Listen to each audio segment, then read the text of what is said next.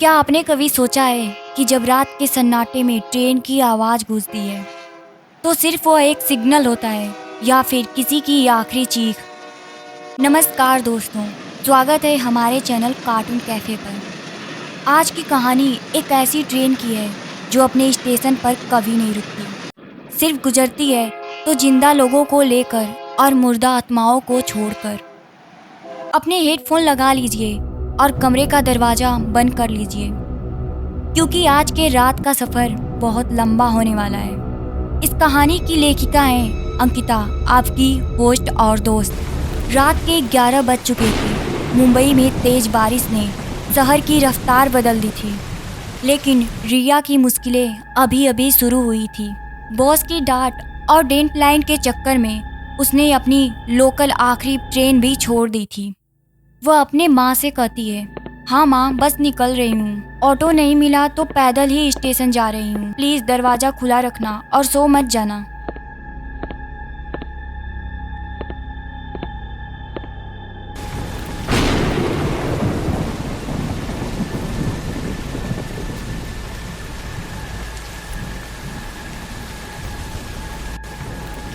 वह स्टेशन पर पहुँचती है।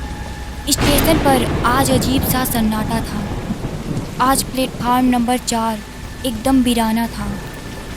सिर्फ एक बूढ़ा आदमी सफाई करने वाला वहाँ पर झाड़ू लगा रहा था।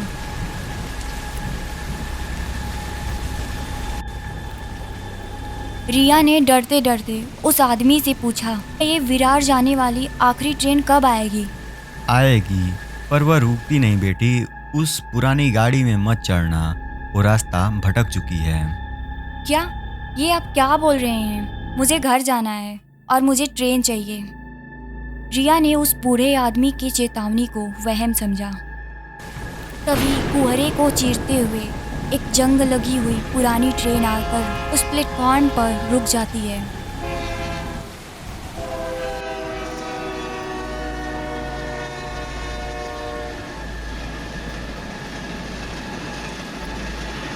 ट्रेन में जाते ही उस ट्रेन का दरवाजा अपने आप एक भारी आवाज में बंद हो गया।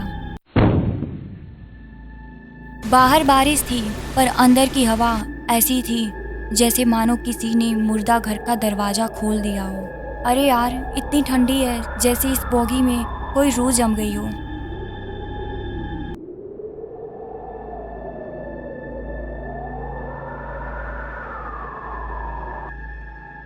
रिया ने दूर कोने में देखा कि कोई कंबल ओढ़कर सो रहा है। उसने राहत की सांस ली। चलो, कोई और भी यहाँ है।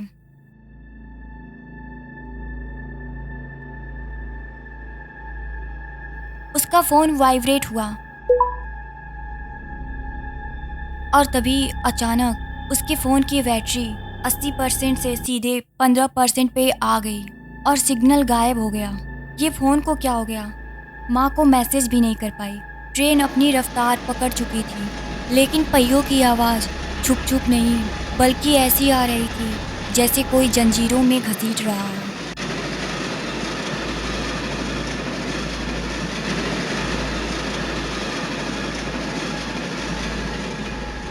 और तभी रिया की नज़र एक बोर्ड पर पड़ी। मौत, अगले स्टेशन का नाम मौत। ये कौन सा स्टेशन है? रिया की सांसें तेज होने लगी।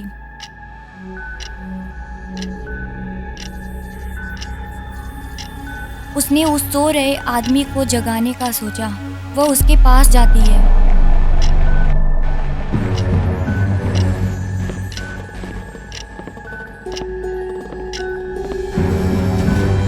और उसका कंबल खींचती है, लेकिन वहाँ कोई इंसान नहीं था, सिर्फ पुरानी हड्डी और बोरियों का ढेर था।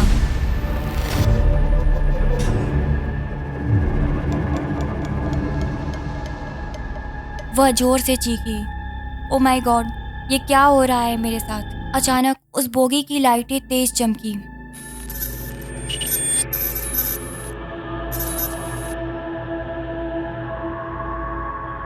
रिया के सामने एक फिल्म की जैसे मंजर दिखने लगे। 3 आदमी एक जवान लड़की को घेरे खड़े थे। उस लड़की का नाम मीरा था। नहीं, ये मेरा बैग है। इसमें मेरी माँ के इलाज के लिए पैसे हैं। मैं आप लोगों के आगे हाथ जोड़ती हूँ, मुझे जाने दो। रिया ये सब देख रही थी पर कुछ कर नहीं पा रही थी। गुंडों ने मीरा को घसीटते हुए दरवाजे के पास ले गए और उसे दरवाजे से नीचे फेंक दिया।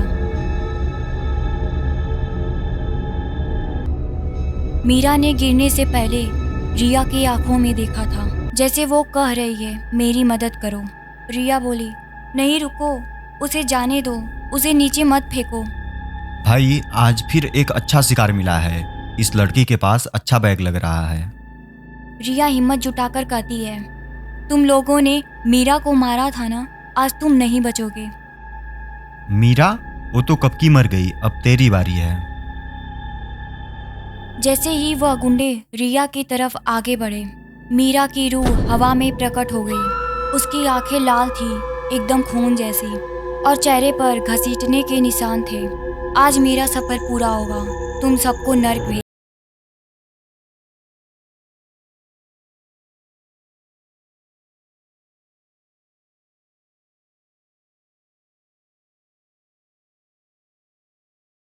हवा में उठा लिया। उनकी चीखें ट्रेन की रगड़ाहट में दब गई।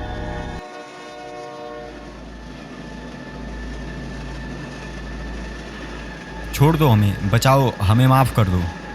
मीरा कहती है, लेकिन मौत को माफ़ी नहीं मिलती।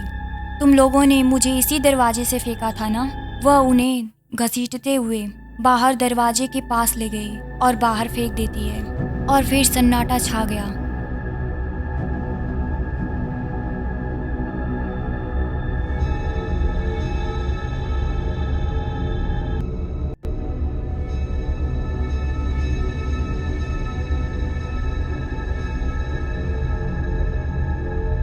अगली सुबह जब सूरज निकला तो रिया उस स्टेशन पर सो रही थी।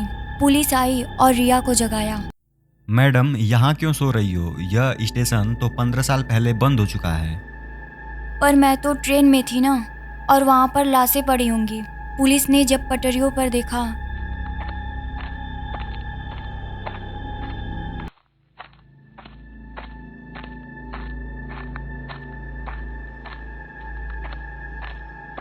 तो वहाँ कंकाल पड़े थे। दोस्तों, अगर आप भी रात में कभी अकेले सफ़र करते हैं तो याद रखिएगा, हर मुसाफिर इंसान नहीं होता। कैसी लगी आपको यह कहानी, कमेंट में ज़रूर बताएं, और कार्टून कैफ़े को सब्सक्राइब करना ना भूलें। फिर मिलेंगे एक नई डरावनी दास्तां के साथ।